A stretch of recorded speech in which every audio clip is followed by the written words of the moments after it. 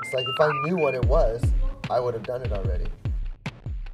Yeah, Gimme Sympathy, sorry. Yeah, because what exactly is that song about? Well, it's about a lot of things. It's about a lot of things. I mean, I feel like in terms of talking about the video, one of the themes that we took from the song and tried to make the video about is the idea that at some point in everyone's life you sort of decide which way you're going to go. You know, you decide. Who would you rather be? Yeah, who would you rather be, what your path is going to be, what feels right to you, listening to your inner self and finding out who the hell you are, you know? And so we took those themes and we sort of put it into the video of, you know, these sort of changing personalities and the idea that like all of us could sort of be all of us if the camera was looking the other way, you know? Yeah, yeah. How did you make that video? Is it one take? Yeah, or it's it one seems take. one take. Yeah. One take.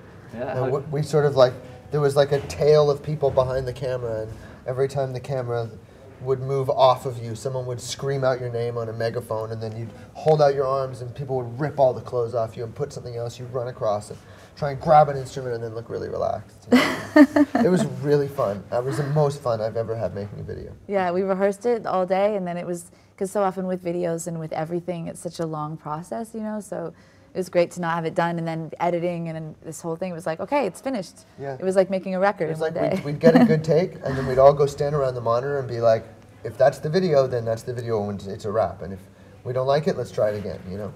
How many times did you try to make the one? I think there was 11 takes. Full takes, yeah. And did you just pick the last one, the best one, or was I it? can't remember which one. It was an early one. I think that one that we kept was the first time that we got it. And then we tried a few more and, you know, they all had subtle differences. Yeah, I like that one. I like at the end when the little girl comes running back. That's my favorite. Yeah, The little butterfly girl. At the end you see the butterfly kids. Yeah. What do they mean in that?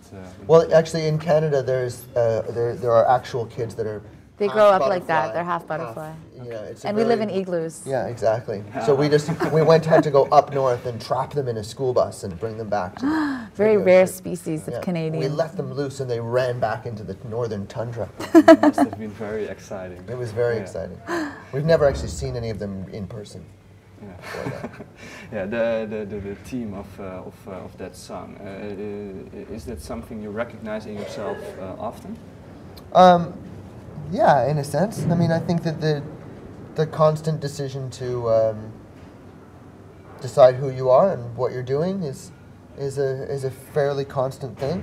You know, I think it's especially in music. You know, you decide maybe the song could go this way, the song could go that way. And actually, with that song in particular, the song had maybe what you could call an identity crisis for a long time. Maybe because the song is about an identity crisis. But, the song itself went through many different incarnations of different arrangements, and you know, veering off into this style or that style, and it was a difficult one to wrangle into like making it firmly metric, which I think we finally did. And did Metric had an identity crisis as well? No. No, I don't think so. Okay. I'm putting this lamp on the. And in the song, you're also mentioning the George Harrison song, "Here Comes the Sun." Mm-hmm. Why that song? It's a great song. Yeah. Just because it's a great song, or? Well, but, you know, we're talking about the Beatles, and it's a Beatles song. Yeah. George deserves some recognition. Yeah, he's the coolest Beatle. It's also like with the song, you know, the whole point is that it's, especially that song, there are multiple places for interpretation, and the last thing that I want to do is like have the source of it for me be the way everybody has to hear it. You know, it's like there are lots of things that are open to interpretation. That's why they're there. Okay. What elements of you're also singing about the Rolling Stones? What elements of the Beatles and the Rolling Stones would Metric use in its own music? I don't know, the quality of both of them, ideally.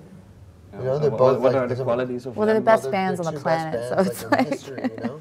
Yeah, but what particular elements in the music makes them so great that you want to use? I don't know, it's totally intangible, you know? It's like, It's like saying like what's so great about Picasso. You know, it's like I don't know, he's great. It's like, you know, when you like taste something that's like the most incredible thing you've ever had, it's because you can't make it. You know, that's what makes it so great. You know, it's like if I knew what it was, I would have done it already. You know, I would have made the greatest record of all time if I knew what made the Beatles and the Rolling Stones so great. What it is intangible. It's what makes art fascinating and beautiful, is that you don't know what it is that makes your heart do something and makes you lose your breath when you see something or hear a certain lyric or a chord or a change or a sound, you know?